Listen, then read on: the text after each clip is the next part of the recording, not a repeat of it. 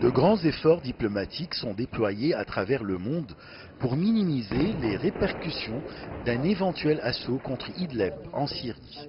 Au moment où les États-Unis organisent ce vendredi une réunion du Conseil de sécurité sur la situation à Idlib, les présidents d'Iran, de Russie et de Turquie se retrouvent à Téhéran pour un sommet qui devrait déterminer le sort de la province d'Idlib, ultime grand fief rebelle de Syrie, sous la menace d'un assaut du régime.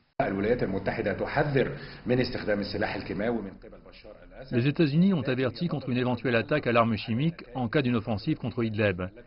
Mais il semble aussi que les États-Unis acceptent une offensive du régime syrien sous condition qu'elle se produise avec un armement conventionnel. D'autre part, je crois que c'est bien le sommet de Téhéran qui pourrait déterminer l'ampleur et le calendrier de cette éventuelle offensive.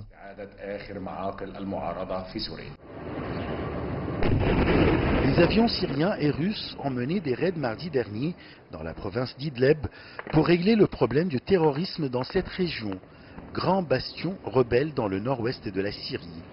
Les appels se multiplient à travers le monde pour dissuader les forces syriennes et leurs alliés de lancer une attaque majeure dans la province où vivent quelques 3 millions d'habitants.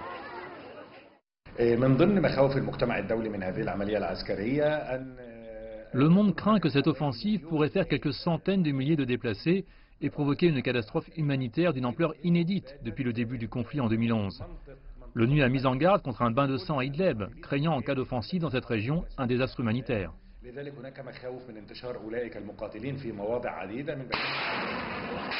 Conquis en 2015 par les insurgés, Idlib est le dernier grand bastion insurgé en Syrie.